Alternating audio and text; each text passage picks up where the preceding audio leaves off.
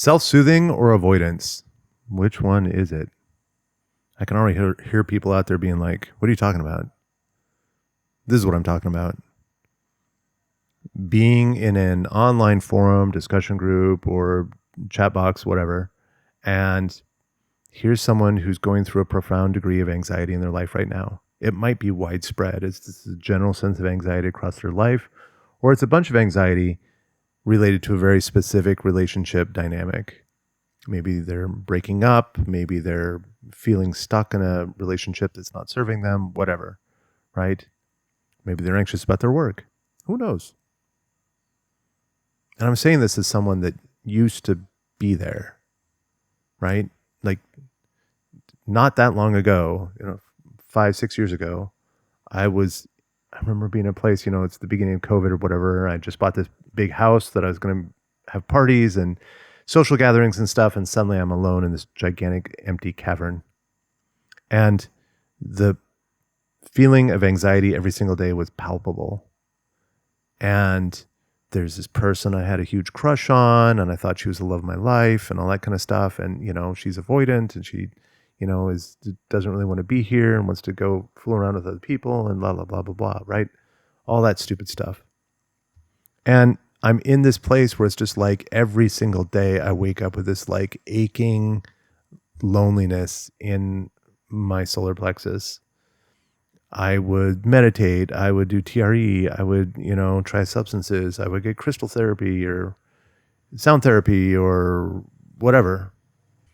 I would go on long walks, I would take long baths, I would read every self-help book I could get my hands on. I'd engage with philosophy, I'd pray, I would call friends, play board games, play video games. Video games were one that I had actually abstained from because in the past, that was my main numbing agent. And so it was like I didn't allow myself to do it this time. Why am I talking about this? Because those are all mechanisms of self-soothing. I see it now. I did not see it then. And I'm here to share part of my story and what I've learned along the way to anyone else out there that is saying, how do I self-soothe better? Right? I heard one this morning that was like, avoidance need to co-regulate and anxious needs to self-regulate. Kind of true. What am I talking about here? What I'm talking about here is that there is a multitude of activities that I see people engage in, and myself included, that are not actually self-soothing. They are simply self-numbing. And there's a difference. If I engage in an activity, let's say it's online shopping, right? I dealt with that for a while. Always buying new techie crap on Amazon. Let's say I'm feeling lonely, disconnected, rejected, unwanted. That's really what's going on. But to actually face those feelings is terrifying, super uncomfortable, and possibly overwhelming. Overwhelming meaning that it might push me to the point where I start crying again, which I don't actually believe is overwhelming anymore, but we'll stick with that. So I don't want to face these feelings. And so I'm just like, I'm dysregulated, right? I've at least gotten to the point where I have enough self-awareness that I'm dysregulated and I'm like shaking and my brain is hazy and I'm struggling to focus at work and whatever else. I know that I'm dysregulated. I'm like, I need to do something to calm down. And I see this in discussion groups all the time. I see this with one-on-one clients all the time. I see it in the in-person classes I teach all the time. Someone will come up to me after the class and just be like, I just feel this anxious energy, like this anxiety across my life at all times.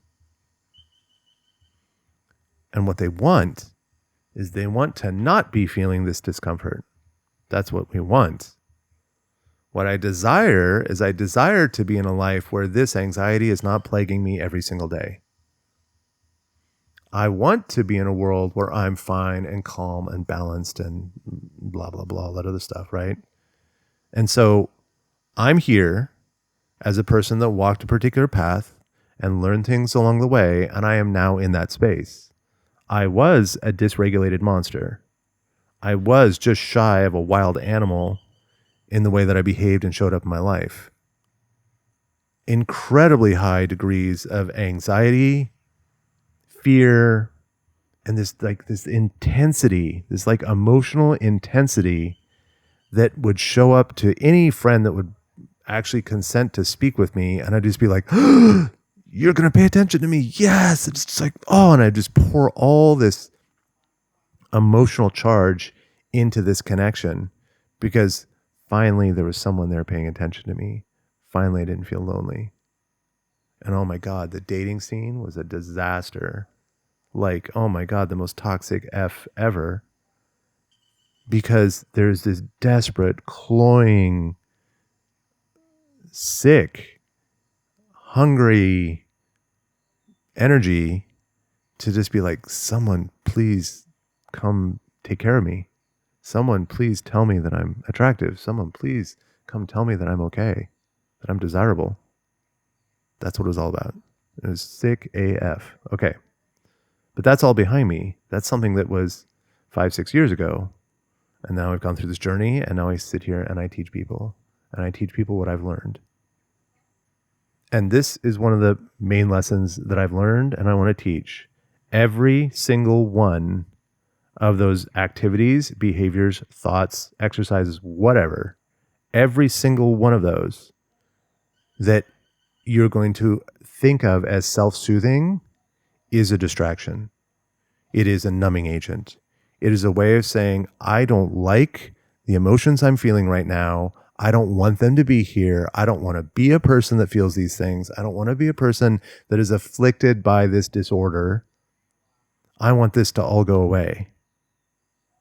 And so we grab onto whatever we can, that if I grab onto it hard enough, like numbing out on Netflix is a good example. Just like, oh, I'm just going to grab the Netflix remote. I'm going to turn on the Netflix and I'm just going to be like, oh yeah, another TV show. Oh, next episode. Oh yeah. Okay. And I get to check out of my life, literally numb myself from my own life and my own existence and sink into a fantasy world. That doesn't help. Yeah, it helps in the short term. Helps. It feels better in the short term. It gives a short term numbing alleviation of the discomfort and gives me a brief moment of happiness, bliss, whatever, which is the exact same thing that heroin does. Most drugs do this. Most of the street drugs that people develop addictions to, this is why. Just like Gabor Mate says, don't look at the addiction, look at the pain. If I did not have the pain, I would not have the addiction. There's a study with Rat Park. Oh, I forget who did it, but the first study was they basically take these lab rats and they put them in a situation, and here's a water bottle with normal water, and here's one laced with some drug. I think it's heroin. And what you found is that once the rat tried the drug laced water, it's like, wow, that's really good, and I have this great experience. And then they go back to it over and over and over again, and they become mindlessly addicted to this substance. And people are like, look how addictive this is. Okay. Later on, some really smart, brilliant people came back and they said, wait a second, we've learned a lot about social creatures since then. Rats are social creatures.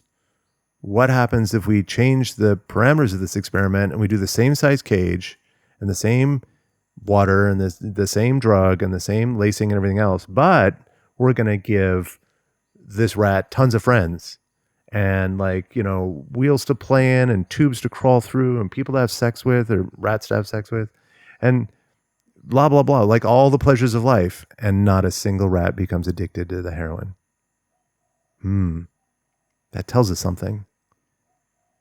And if we could do human experiments, we could do the exact same human experiment and we'd find the exact same answer. If we fill your life with joy and happiness and fun, that addiction wouldn't be there. If you had 20 options that were more joyful than turning on Netflix, you would do one of those 20. The pain that you have in your life of this loneliness and isolation and disconnection and everything else feels miserable. And we reach for a self-soothing. I need to learn how to self-soothe better. I just had a conflict with my avoidant partner and now I'm all super dysregulated. I need to soothe myself so I can get back to the point where they'll accept me, right? There's this weird effing story. And I got it from like professional therapists back in my day. They're just like, oh, you have this conflict with your partner who's avoidant. They're feeling emotionally overwhelmed and now they're disconnected. And it's like, what you need to do is you need to soothe yourself because right now you're out of control, which is in my case was totally true. I am out of control. But they're selling me this fucking package that like, oh, if I learn how to regulate my nervous system and soothe myself, I can go back and get the cookie again. Right? It's transactional. They're selling me this story that like I need to learn I need to get better and better skills at regulating my nervous system so I can be in this place where I'm not overwhelming the avoidant partner and then they'll show up for me. Why? Because I want their attention. I want their validation. I want their presence. It's fully effing transactional. And all these tools they're giving us and you can tell I'm passionate about this. All this crap they're giving us about these ideas of self-soothing are numbing agents. It is a way of bringing my nervous system down from the precipice of anxiety, activation, and panic. So what? So I can be normal. So I can be less extreme. This is so fucking upside down. The human nervous system processes its stress by being on the precipice. You need to go to the place of the dysregulation and let that process complete because it will. There's this famous line, the Tao Te Ching, ancient Chinese manuscript. There's this famous line in the Tao Te Ching that I really like, and that is, nature cannot create a storm that never ends. No matter how bad this emotional storm is, it will end. No matter how bad it feels, there's an end point. And the intensity of the storm is directly proportional to the intensity of the wound and how much we have been avoiding it. The intensity of the storm is directly related to the intensity of the wound and how much we've been avoiding it. If we have a big wound, mom is abandoning us. And then somehow I'm able to process that information and let the terror flow through my system.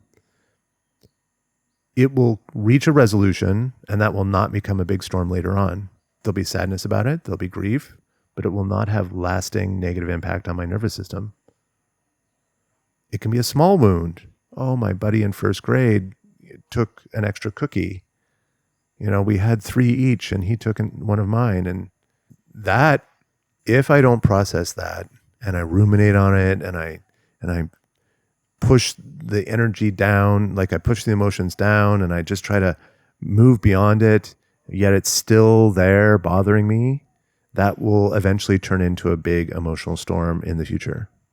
So if we go back to the original question, is it self-regulation or is it avoidance? The answer is pretty much always going to be it's avoidance.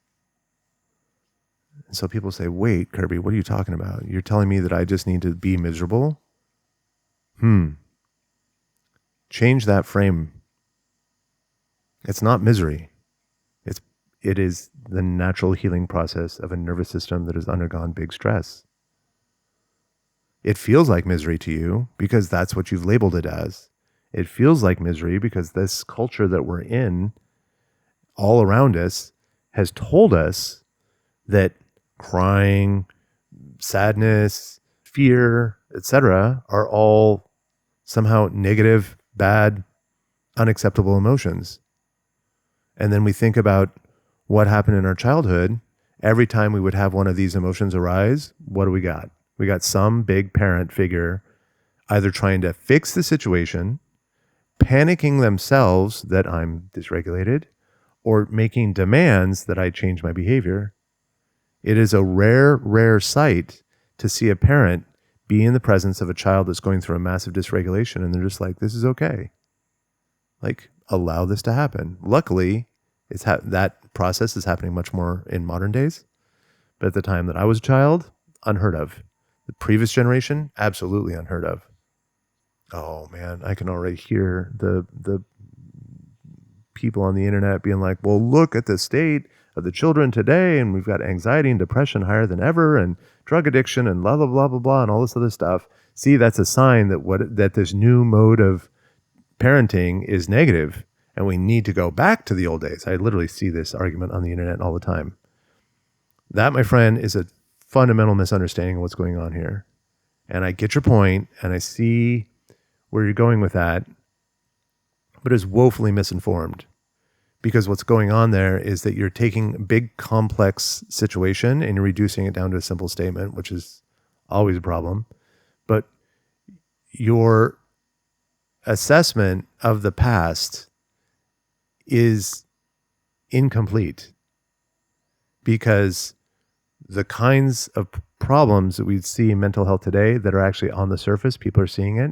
Back then, they were not seen, or they were shunned, pushed away, pushed down, suppressed, ended themselves. Like basically, just trust me that it is a woefully incomplete assessment of the situation. And if you were to go to any specific culture in any point in the past where they had more strict, demanding, critical, emotionally unavailable parenting, you will find issues if you just sit with it and look at the data and look at the kind of personalities that emerge from it. You'll see some very, very significant issues that we do not want to continue into the future. Okay, that was kind of a wild tangent. So what do we do about this?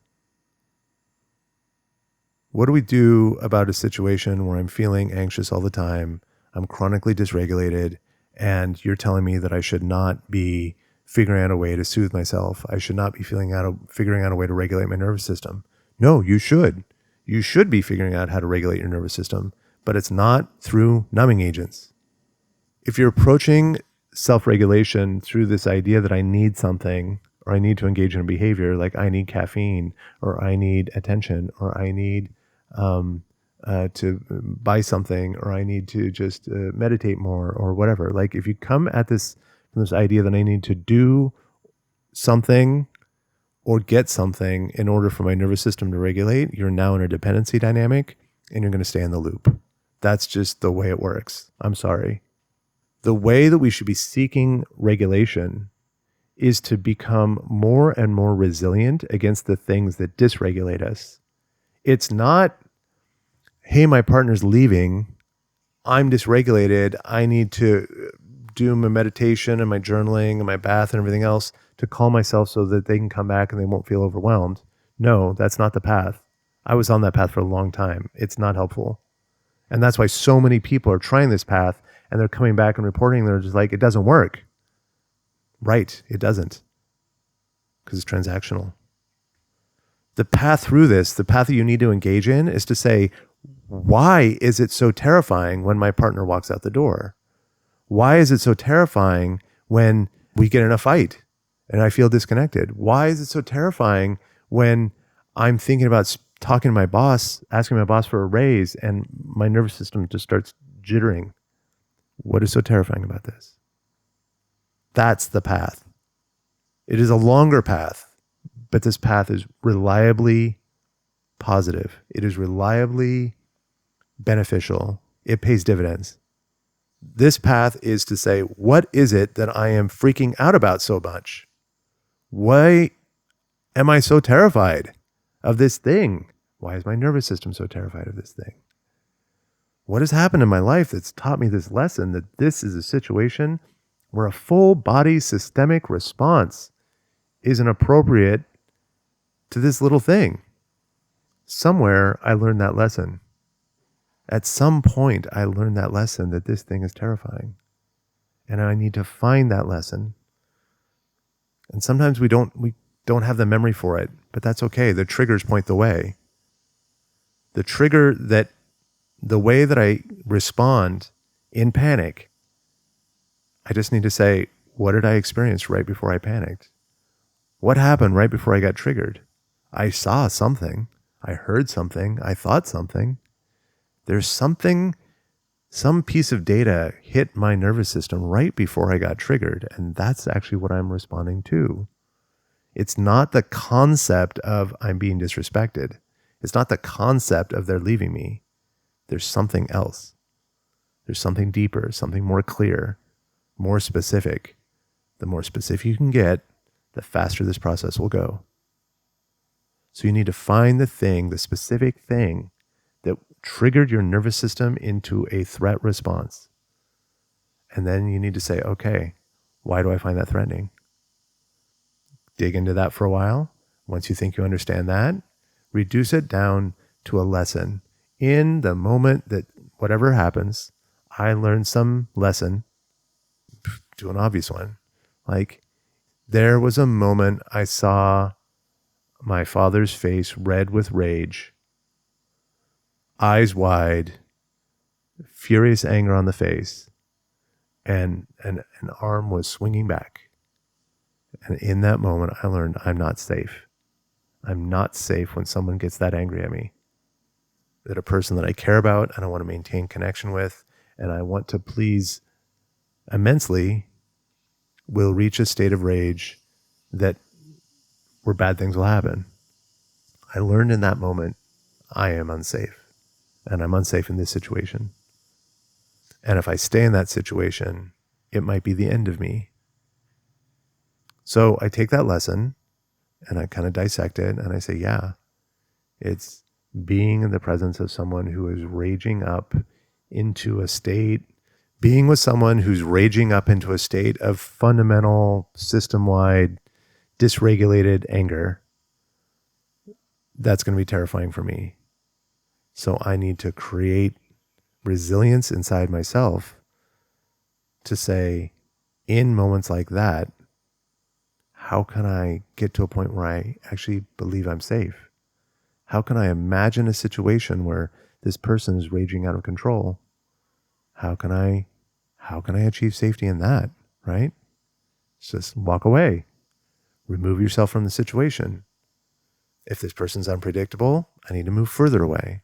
If this person's super unpredictable, then maybe I need to cut contact with them and say, oh, in situations where a person rages out like that, I do have agency. I do have an ability to affect the outcome. I do have the ability to protect myself. I have the ability to control the choices I make in my life so that I end up in a place where I am utterly protected from people like that. I need to teach my mind that I can be in the face of that threat and retain my safety. I can have agency over my life in such a way that I can protect myself, that I can maintain safety, that I can avoid hazardous situations, or I can face them down, right? I can stand in the face of them and say, this situation will not touch me. So that one's, there's, some nuance there in the sense that some of those are applicable for a situation where there's actually physical violence involved. Others are not. But they're almost all applicable for places where it is emotional triggering. That it's like, my partner is leaving me. My partner, we just had a fight and we are disconnected and I'm afraid my partner will never come back. Like, that is a fear that I have. So in that kind of situation, I might be like, oh, I can look at this situation. I can see that my partner's leaving me. I can see that they're leaving me for good reason. I can see that the choices they're making really are in line with the future that they want for themselves. And this relationship really does need to end. And now I sit with that. I imagine that playing out. And I sit in that space and say, look, I can be here with my partner leaving for all sorts of good reasons. And I'm still safe. I'm still okay. I will be okay in the future. This will be uncomfortable, but it will not kill me. And I need to train my nervous system that lesson over and over and over and over again. And when you do that, the result your nervous system becomes regulated. The result is that you maintain a regulated, soothed nervous system in the face of threat. I'm not numbing. I needed no substance. I needed no extra person. I needed nothing else. I needed no other thing from the outside world to show up in a particular way in order for me to feel okay. It is simply my own work with myself, inside myself, to get to increase my capacity and my resilience to threat or stress. I've reshaped fearful beliefs inside my system to the point where they're not really that fearful anymore. And the consequence of all that is that my nervous system remains regulated when those things happen. So seen through this lens, the strategy of self-soothing is questionable. There are times where it's appropriate. Which times are it's appropriate? When I am in the heat of the moment and I'm raging out of control and I'm like a wild animal. Those are the moments we want to use kind of a quick, short, soothing, numbing approach that will get me back to a regulated state so I don't hurt myself and I don't hurt anything else. But in any situation where that's not the case, I feel like it pays far better. The payoff is way, way better to not try to self-soothe, to not try to regulate. I'm not going to try to force regulation into my nervous system. I'm going to sit there with it and be like, this is super uncomfortable, and yet I can survive. This is super scary, yet I will remain safe. Far, far more benefit to that approach than the drug-addled numbing approach. And I did both. And from where I sit now, I would not go back to the soothing strategy. If I'm working with a partner or boss or anybody, and the big feelings come up, I'm like, okay, you're welcome here. Bring it. Like there's something going on here that you're scared of. There's something going on here that you're super uncomfortable with. I would like to know more about that.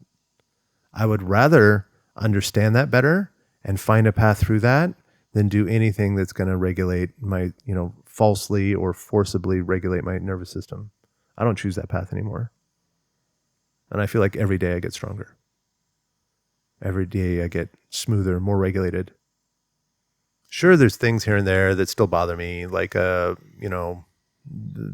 driver cuts me off on the road, or some teacher standing in front of some workshop spouting incorrect information or manipulating people. Like those ones still get me, right? But it's much quicker. It doesn't lead to a full systemic dysregulation. It's just like a short little blip of just like, oh, I really don't like that. I see that I really don't like that. And then I see that I still have work to do in this area. It's like, okay, we'll come back to it. Maybe not now, but eventually we will. And I don't go being like, oh, that was so stressful. I can't handle it. I need to soothe out. No, I don't do that anymore. So this will conclude my overly long lecture on soothing and anxiety. I hope it's been useful for the people out there that are struggling with the same kind of issues that I've struggled with. So like there really is a path. And if you are struggling on this path, please reach out. Like there's myself and many other people like me that are really well versed in this stuff. We're passionate about it and we love helping people.